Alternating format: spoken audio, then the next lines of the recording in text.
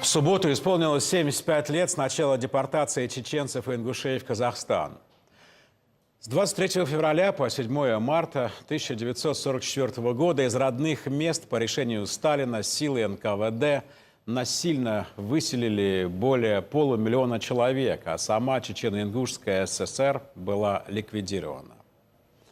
Предлог якобы массовое в среде чеченцев и ингушей сотрудничество с гитлеровцами в годы Великой Отечественной войны. Ложные и несправедливые обвинения, характерные для того времени. Уже спустя 13 лет переселенцы вернутся домой. Официальная реабилитация. Но для многих запоздалая, ведь далеко не все депортированные изгнания смогли пережить. Жертвы тех трагических событий поделились воспоминаниями с нашим корреспондентом Алексеем Барановым. При депортации одни прятали, полностью закапывали в землю, если он успевал сделать, прятал, уходили. И находили их в определенное, через 13 лет у нас было.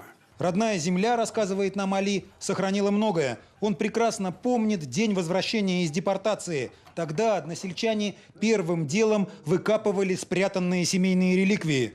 Этот пошитый более 150 лет назад башлык – одна из них. Этот материал считался царским бастоном. Люди, какая моль, не трогает, мне не есть ничего. Ну, а это само шитье, это, в общем, башлык по-чеченски. Она в непогоду и в погоду она одевалась. Али хорошо помнит и те февральские дни 1944 года, когда всего за 2 недели из Чечено-Ингушетии в Среднюю Азию отправили почти 200 эшелонов с людьми. Когда эшелоны проходили, проносились рядом с нами, я никогда этого не забуду, вот этот крик такой. Если у вас, среди вас из Аргуна, люди из Аргуна, вот так люди находили друг друга. Чеченцев и ингушей, 2 горских народа, столетиями живших вместе и депортировали уже в конце Великой Отечественной войны, на фронтах которой, защищая родину, погибли тысячи и тысячи сыновей Чечено-Ингушетии, многие из которых стали героями Советского Союза. Среди них командир кавалерийского полка чеченец Мавлид Висаитов, участник знаменитого первого советско-американского рукопожатия при встрече на Эльбе. И последний защитник Брестской крепости, старший лейтенант ингуш Умат-Гирей Барханоев. Переживший депортацию Хожа Ахмед Кадыров рассказывает нам об удивительной сплоченности, которая тогда помогала выжить. Ингуши и чеченцы называем друг друга вайнахи, то есть свои люди. Это говорит о многом. Это говорит о том, что мы делили все, что у нас было. Делили всем, что есть. Глава Чеченской республики, отец которого герой России Ахмад Хаджи Кадыров сам родился в годы изгнания в Казахстане, помнит рассказы старейшин. Рамзан Кадыров уверен, что вековое горское единство чеченцев и ингушей стало по-настоящему нерушимым именно в годы депортации. В то тяжелейшее время, рассказывает нам, как раз и зародилось добрососедство, принципы которого непоколебимы и сегодня. Все объединились, помогали друг другу. Сплоченность и спасла. Когда не было даже кусочек хлеба для своей семьи, все равно переживали за соседа. За ингуша, за чеченца не имеет значения. Когда ребенок плакал, просил еду, вот наши деды, вот, как они успокаивали своих детей.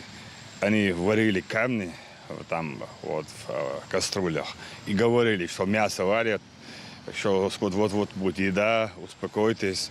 До того на дорогах прямо в вагонах умирали, вот, не давали хоронить, там, выбрасывали на пути. Чеченцы, ингуши, все мои братья, кто бы что бы ни говорил, единственная наша сила, и это вот, единственные 2 народа так близки, Они похожи языки, обычаи, традиции, религии. Большинство чеченцев и ингушей, которых насильно увозили из родных домов в неизвестность, в день депортации абсолютно точно впервые увидели железную дорогу, впервые услышали гудок паровоза и впервые зашли вот в такие деревянные вагоны, которые на долгие 18 дней стали домом на колесах для тысяч и тысяч стариков, женщин и детей. В такой вагон для перевозки скота загоняли до 100 человек. Несколько тысяч чеченцев и ингушей, в первую очередь старики и дети, не выдержав голода и сильных морозов, умерли в пути. Эта дорога, рассказывает нам ингуш Бамат Гирей, снится ему до сих пор. Чем дальше едешь, тем страшнее пристанционные картины от впереди идущих составов. Лежат на снегу трупы, там всякой всячины, загаженные места. В общем, страшно было смотреть. Коренные сибиряки, русские, в Казахстане, в Сибири, исключительно благосклонно относились к переселенцам. Один из завскладов,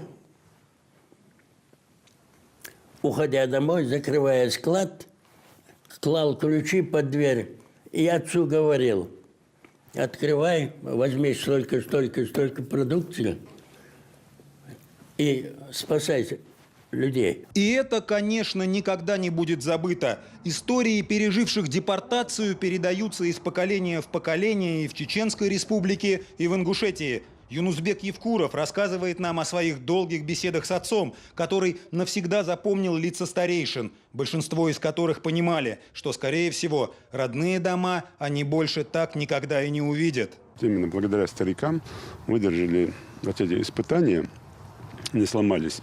Но уже там на месте и ингуши, и старики, уже пожилые уже старики, потому что молодые все были на фронте в своем большинстве. Они, общаясь, разговаривая между собой, договаривались так, чтобы сохранить свое единство, свою целостность, свою религию, свои традиции, обычаи. Еще больше там укрепили вот эти братские связи. И сегодня даже любые между нами спорные какие-то вопросы, которые возникают, всегда мы вспоминаем наших предков и говорим память о наших предках, которые пережили страшную страну. Мы должны, наоборот, еще крепче дружить и жить как братья. И народы, так и не сломленные, пожалуй, самой жестокой в советское время депортацией, продолжают жить как добрые соседи. Здесь прекрасно понимают, этот один из самых страшных периодов общей истории, только еще больше роднит эти два войнахских народа. Алексей Баранов, Тимур Алтынбаев, Адам Чепанов, Денис Татарханов. Вести недели. Чеченская республика. Ингушетия.